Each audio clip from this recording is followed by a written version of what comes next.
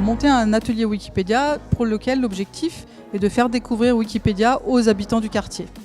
Et j'espère les aider à contribuer un petit peu pour raconter l'histoire et de faire découvrir leur quartier aux autres lecteurs de Wikipédia. D'abord, il faut rappeler que c'est un des plus gros sites au monde. C'est un site qui est géré uniquement par des bénévoles, qui sont des passionnés d'encyclopédie et qui essayent d'écrire l'intégralité du savoir humain pour le mettre à disposition de tous sur Internet. Alors des ateliers de ce style-là, on en fait énormément à travers la France, à tel point qu'on a créé une association qui s'appelle Wikimedia France.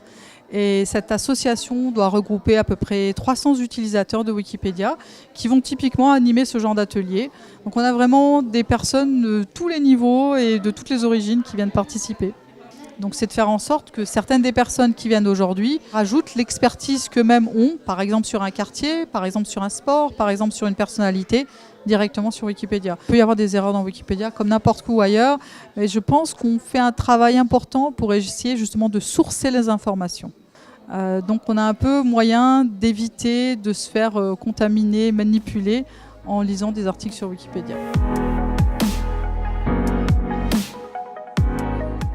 Alors le logiciel libre, c'est un logiciel que l'on peut utiliser, étudier, adapter et diffuser librement. Actuellement, ce qui est en vogue pour faire connaître les logiciels libres et d'une façon générale l'informatique aux jeunes, c'est la programmation. Et l'expérience prouve, et ne serait-ce que hier, ils avaient très vite compris qu'il y avait un certain nombre de cases importantes dans le programme. Donc pour eux, le programme c'était une suite de textes, mais qu'il y avait des cases importantes. En particulier, ce qui les intéressait, c'est de faire bouger beaucoup plus rapidement les personnages. Ils avaient tout de suite vu où se trouvaient les réglages de la vitesse.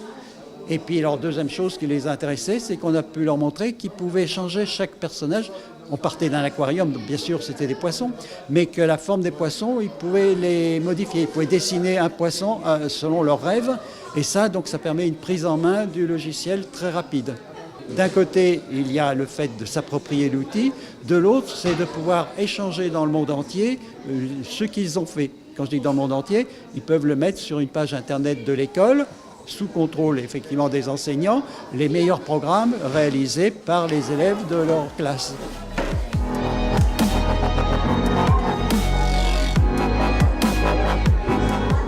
L'atelier concerne Minecraft, donc c'est un jeu que les enfants connaissent assez bien. C'est un jeu qui est utilisé aussi dans le milieu de l'éducation.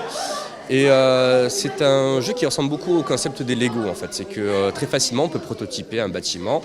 Et le but du jeu en fait, c'est deux parties d'atelier. C'est qu'il y a une partie où on a le territoire qui est généré dans le jeu. Le but c'est de se repérer, cartographier et juste reconnaître des lieux. Et l'autre partie, ce serait plutôt de créer un bâtiment. Donc je leur demande de créer le bâtiment de leur rêve.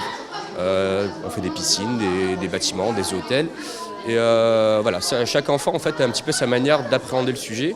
Et on a des fois des designs assez très contemporains dans l'utilisation, et même sur le concept de maison à plusieurs étages. Ça leur montrer aussi que Minecraft, c'est un jeu qui est assez vaste dans l'idée, c'est qu'on peut très bien détruire, mais on peut aussi construire et même innover certaines choses. Chaque enfant a sa proposition et c'est ça qui est intéressant à voir.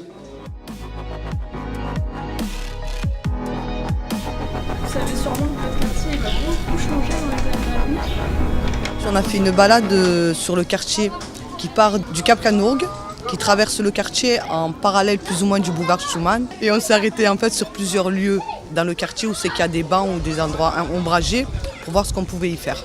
Voilà, si les lieux ils étaient fréquentés ou pas. Alors là, on est parti avec Cabano Vertical. Il y avait une maman aussi qui nous a accompagnés. Et on a rencontré 2-3 habitants avec lesquels on a discuté sur la rénovation urbaine prochaine des Canourgues. En fait, ils ont remarqué que ce chemin-là, il était emprunté par beaucoup de personnes. Au lieu de prendre le boulevard Schumann, où c'est qu'il y a le soleil qui tape, en fait, ils le prenaient à l'intérieur du quartier parce que c'était beaucoup plus ombragé. Alors en gros, ce qui est ressorti de cette marche, c'est que en fait, les personnes, ils ont le sentiment que voilà, ils entendent, ça fait des années qu'ils entendent parler de la rénovation de leur quartier. Ils n'ont rien vu venir, donc maintenant, plus ou moins, ils y croient plus, quoi. Moi, je comprends les personnes qui n'arrivent pas à se projeter par rapport à la rénovation du quartier. Parce que déjà, on a un beau quartier. Les Canourgues, franchement, on se balade à l'intérieur, c'est vraiment un beau quartier. Il y a des espaces verts, c'est ombragé, mais voilà, manque de civisme, il y a des petits trucs qu'il faut régler.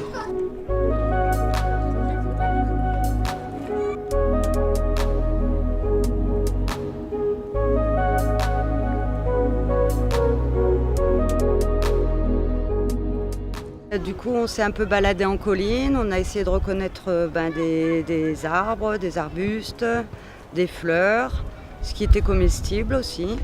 On s'attendait à trouver un peu de thym romarin, mais là, dans cette partie de la colline, il n'y en a pas. Mais bon, on peut s'apercevoir que la flore est assez variée. C'était apprécié de tous, et puis ça peut être l'occasion de consommer justement ce qu'on a trouvé. Donc c'est quand même assez ludique d'aller ramasser en colline des choses qu'on va pouvoir consommer. Donc là, dans la plante, c'est les graines qui sont toxiques, mais on peut. Mais cuites, tu peux les manger. Si tu les manges comme ça, c'est pas bon. Voilà, toujours s'aider d'un petit guide éventuellement.